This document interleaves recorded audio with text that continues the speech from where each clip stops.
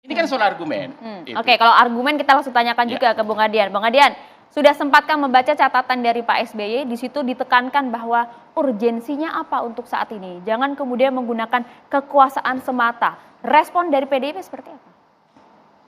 Gak usah diadu-adu. Kata kalimatnya kan begitu, Bang. Saya hanya mengutip saja nih, Bang. Cari titik terang.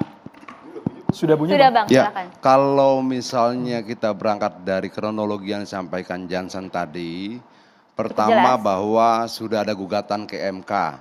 Yang menggugat PDI Perjuangan atau bukan? Bukan ya? Oke, bukan. Oke, individu. Karena tidak punya legal standing lah, kira-kira seperti itu. Kita punya wakil di DPR. Oke, sudah ada gugatan ke MK. Itu kata Jansen tadi. Tetapi minim liputan. Karena minim liputan, SBY bicara. Jadi ini persoalannya di mana sebenarnya, saya bingung. Persoalannya kalau misalnya banyak liputan di MK, SBY tidak bicara, kan kira-kira begitu. Kira-kira kan, sebentar dulu Jansen, sebentar, taruh dulu, tenang. Enggak, kan kalau kita lihat arah berpikirnya, kenapa SBY harus menulis surat dari Jogja, bicara seperti ini. Lalu Jansen jelaskan, karena kemarin tuh ini sudah masuk perkara, sudah masuk ke Mahkamah Konstitusi, bla bla bla bla bla, tapi minim liputan. Lalu teman-teman TV One katakan, kita ngeliput kok. Nah karena minim liputan itulah kemudian SBY tulis surat. Jadi sebenarnya problemnya apa?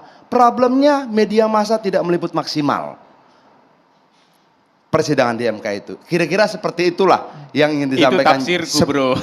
Bukan tafsir, kan gue mengikuti alur logika dan alur kronologi lu tadi gitu loh. Artinya bahwa lebih baik untuk mencegah kegaduhan begini, liputlah apapun itu sebanyak-banyaknya agar SB tidak nulis surat lagi.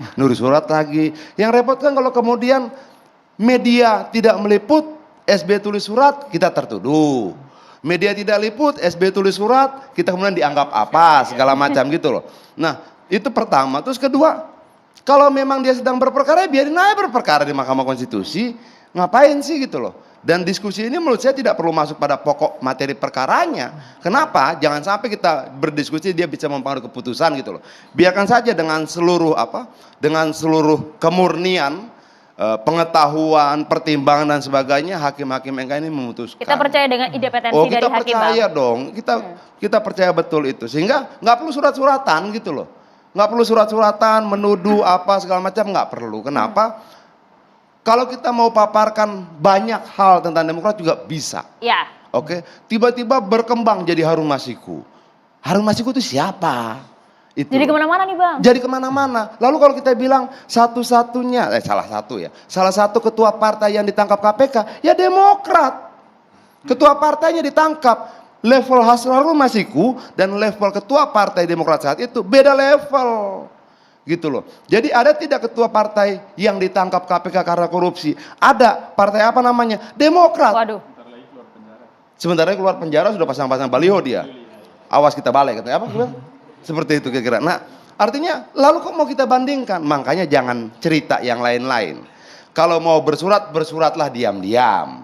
Kalau misalnya minta publikasi, bersurat ke media massa, jangan bersurat ke PDI Perjuangan, jangan bersurat ke publik, kirim aja surat ke TV One. Mau terima kan? Suratnya kita minta liputan dong, biar kita nggak bicara nih. Kalau nggak diliput kita bicara. Kira-kira seperti itu.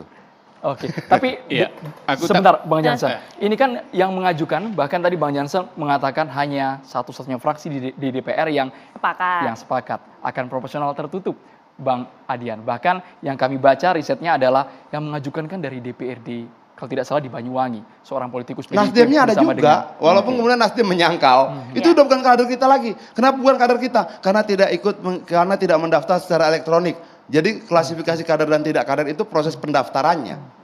Ada kalau yang elektronik masuk berarti masih kader, kalau tidak kader. Kira-kira seperti itu penjelasan Nasdem.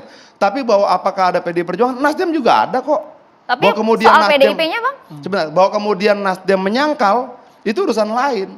Tapi ada kader Nasdem di situ? Ada. Oke. Apakah resmi atas nama partai fraksi? Juga tidak. Tapi membiarkan. Lalu bagaimana dengan DPR? Kenapa kita berbeda sendiri? Lo nama juga Dewan Perwakilan Rakyat. Itu lembaga demokratis. Masa semua harus sama? Nggak boleh dong. Kalau kemudian kita berbeda, emang kenapa dengan Tapi perbedaan masa itu? alasannya hanya karena ingin berbeda saja, Bang? Ada tidak urgensi penting yang juga Itu yang dipertanyakan tadi oleh Pak disampaikan SBY? oleh Jansen, bahwa kita PD Perjuangan juga punya pertimbangan-pertimbangan. Oke, sudah Salah disampaikan. 8 partai sudah sampaikan pertimbangan-pertimbangannya, sudah. Sekarang dia sudah maju ke Mahkamah Konstitusi. Ya biarin aja berproses di situ. Nggak perlu bikin surat lagi. Nanti ada surat pertama, surat kedua, berjilid-jilid, nanti terakhir bikin buku. Jangan dong. Ya kan kumpulan surat biasanya jadi buku berikutnya kan. Janganlah. Biarkanlah sudah Mahkamah Konstitusi berjalan tanpa mantan presiden bersurat-surat. Kenapa? Bagaimanapun juga kita tidak mau kemudian nilai keadilan keputusan Mahkamah Konstitusi itu terpengaruh oleh hal-hal apapun. Karena yang bersurat itu bukan orang lain, tapi mantan presiden. Itu menurut saya cukup punya pengaruh, walaupun saya tidak yakin segampang itu Mahkamah Konstitusi digoyangkan. Dan kedua, jangan melebar.